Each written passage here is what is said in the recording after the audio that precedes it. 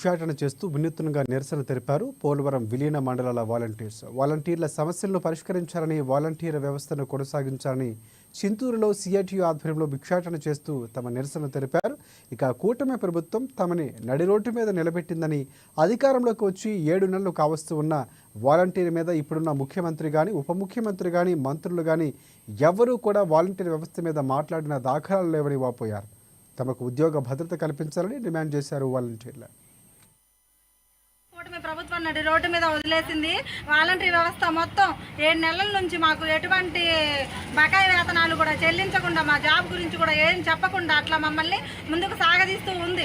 ఈ పోరాటం ఇక్కడితో ఆగదు. మేము ఈ రోజు 3వ రోజు ఐటీడీఏ చింతూరు నుంచి రీలే దీక్ష మొదలు పెట్టాము. ఇది 3వ రోజు. ఈ పోరాటం ఇక్కడితో ఆగకుండా మండలంలో ఉన్నటువంటి 4 మండలాల వాలంటీర్లందరం కలిసికట్టుగా రాష్ట్ర కూటమి ప్రభుత్వం పైన పోరాటం కొనసాగించి విజయం సాధించాలనేసి మేమందరం కోరుకుంటూ ఈ దీక్షని ప్రారంభం చేయడం అయితే జరిగింది. 5 ఏళ్లుగా గత ప్రభుత్వం వాలంటీర్లకు 5,000 ఇచ్చి వ్యక్తి సాకిరి చేపిస్తుంది. నేస్తే కూటమి ప్రభుత్వ అధికారంలో వస్తే ఒక్కొక్క వాలంటీర్కి 10,000 ఇచ్చి వాళ్ళందరికీ న్యాయం చేస్తానని ఆ రోజులు ఎన్నికల ముందు హామీ ఇచ్చింది. ప్రభుత్వం వచ్చి 7 నెలలు అవుతున్నా ఎటువంటి వాలంటీర్ల గురించి కానీ మాట రావట్లేదు.